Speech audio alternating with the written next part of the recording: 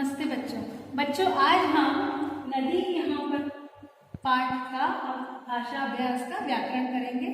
तो बच्चों व्याकरण में हम क्या पढ़ेंगे उसका विषय में समझाने के बाद में आपको खुद समझ में आएगा कि हम क्या पढ़ने वाले हैं। तो बच्चों यहाँ कुछ शब्द लिखे हुए हैं जिसे हमने पाठ में पढ़ा है। सागर, पर, रात, धरती, पर्वत, नम्र, ग्रहण, ड्रम और ट्रेन। बच्चों इन शब्दों को यदि आपने ध्यान से सुना है तो इन सभी शब्दों में एक चीज जो है वो समान है और वो है र का प्रयोग। हर शब्द में र का प्रयोग हुआ है लेकिन अलग अलग रूप में। तो आज हम र के विभिन्न रूप, कौन कौन से रूप होते हैं वही पढ़ने वाले हैं। तो बच्चों यहाँ जो शब्द अभी मैंने पढ़े उसमें र के अलग अलग जो रूप हैं उसको हम यहाँ तालिका में लिखेंगे। तो सबसे पहले है र। बच्चों इसका उच्चारण ध्यान से सुनो। र, तो इसमें कौन सा स्वर सुनाई दे रहा है? अ। र, तो अ का स्वर सुनाई दे रहा है। और किसी भी व्यंजन में यदि स्वर जोड़ दिया जाता है तो वह पूरा कहलाता है। इसका मतलब यहाँ जो र है वो पूरा र है। क्यों? क्योंकि र के साथ अ का स्वर सुनाई दे रहा है। इसका मतलब बच्चों कि यदि व्यंजन पूरा हम कह रहे हैं कि ये पूरा है, इसका मतलब उसमें कोई ना कोई स्वर लगा हुआ है। ठीक है। अब जैसे यहाँ पर कौन कौन सा शब्द ऐसा है जिसमें र के साथ स्वर है? सागर, र, पर, प, र में अ का स्वर है। अब इसको पढ़ेंगे तो क्या लिखा है? रात।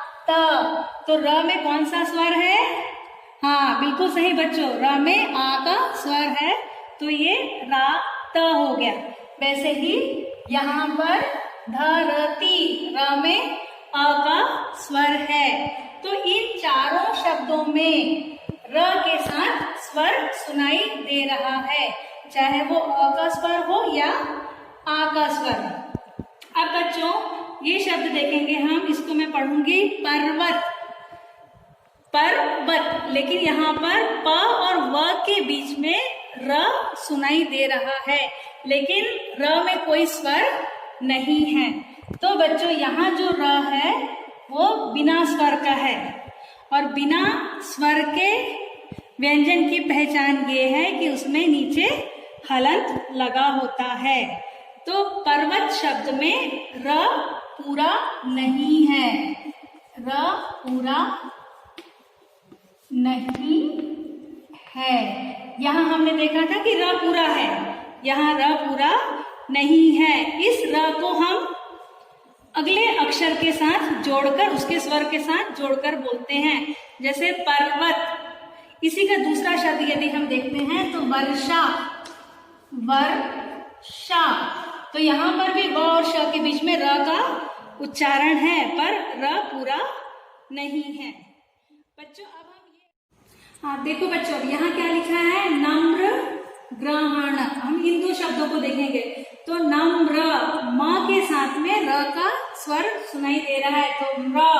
तो यहाँ पर जो र है वो भी स्वर के साथ ही है, नम्र।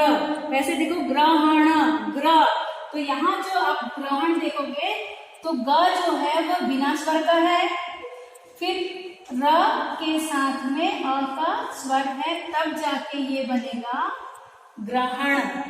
ठीक है, नम्र और ग्रहण। अब बच्चों आगे का शब्द देखेंगे ड्रम और ट्रेन। बच्चों पिछले दोनों शब्दों के उच्चारण में और ये ड्रम और ट्रेन के उच्चारण में अंतर नहीं है, लेकिन आपको र की जो मात्राएं जो है, रूप है, उसमें अंतर दिख रहा है कि ये यहाँ पर पैर के पास ये पदेन, इसको पदेन बोलते हैं क्योंकि ये पैर के पास लगी हुई मात्रा है। अब यहाँ पर आपको ये दो दिख रहा है बच्चों, ये दोनों एक ही है, ये दोनों जो है एक ही है, इसमें अंतर बिल्कुल भी नहीं है। पर कब ये लगेगा और कब ये वाला लगेगा ये चीज मैं आपको बताती हूँ कि जैसा हम यहाँ पर देखेंगे म, माँ जब हम लिखते हैं तो माँ के पास यहाँ पर खड़ी पाई है, वैसे ही ग में भी खड़ी पाई मतलब खड़ी डंडी है। तो जिन व्यंजन में खड़ी डंडी हो, खड़ी पाई हो, उसके वहां पैर के पास में र पदेन लगा दिया जाता है।